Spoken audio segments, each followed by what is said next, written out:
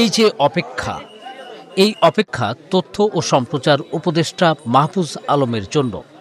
গেটের ব্যানারে লেখা, রামগঞ্জের কৃতি সন্তান উপদেষ্টা মাহফুজ আলমের আগমন, শুভেচ্ছা, স্বাগতম। তারপর দেখা গেল তরুণ যুবকদের সঙ্গে হেঁটে এগিয়ে আসছেন তিনি। ফুল দিয়ে বরণ করা হলো তাকে।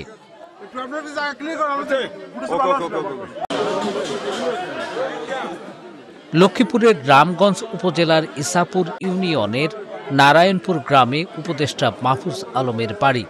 তাকে বরণে মোল্লাবাড়ির সৌজন্যে গেট তৈরি করা হয়েছে। 2 এপ্রিল গ্রামে ব্যস্ত সময় পার করেন উপদেষ্টা মাহফুজ আলম। বাড়িতে পৌঁছে পারিবারিক কবরস্থানে দাদা দাদির কবর জিয়ারত করেন। পূর্ব নারায়ণপুর ইসলামিয়া জুনিয়র দাখিল মাদ্রাসা পরিদর্শন করেন। নিজ গ্রামে উপদেষ্টা মাহফুজ কথা বলেন সাংবাদিকদের সঙ্গে।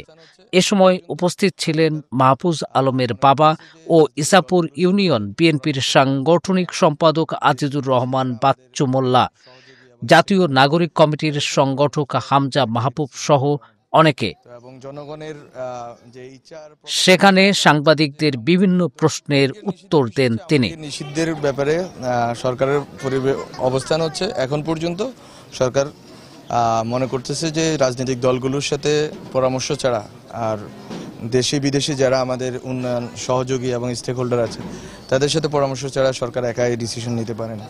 তো এবং জনগণের যে ইচ্ছার প্রকাশ জনগণ বারবার ঘটাচ্ছে যে আওয়ামী লীগ নিষিদ্ধ হোক, আমরা মনে করি যে সরকার সবার সাথে পরামর্শ পর্যালোচনার ভিত্তিতে একটা সিদ্ধান্ত নেবে। আর যে বিষয়টা বলেছেন নির্বাচনের বিষয়ে ডক্টর মোহাম্মদ ইউনূস বলেছেন যে ডিসেম্বর অথবা জুন 2026।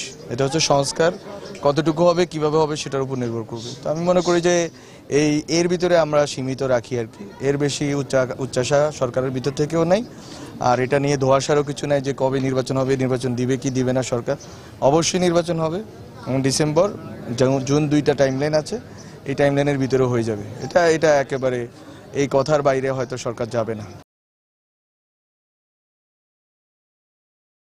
ওয়ালটন আবারও মিলিনিয়ার অফারে ওয়ালটন ফ্রিজ কিনে আপনিও হয়ে যেতে পারেন মিলিয়নিয়ার। মিলিনিয়ার ছড়াছড়ি দেশ জুড়ে, এটা শুধু ওয়ালটনই পারে।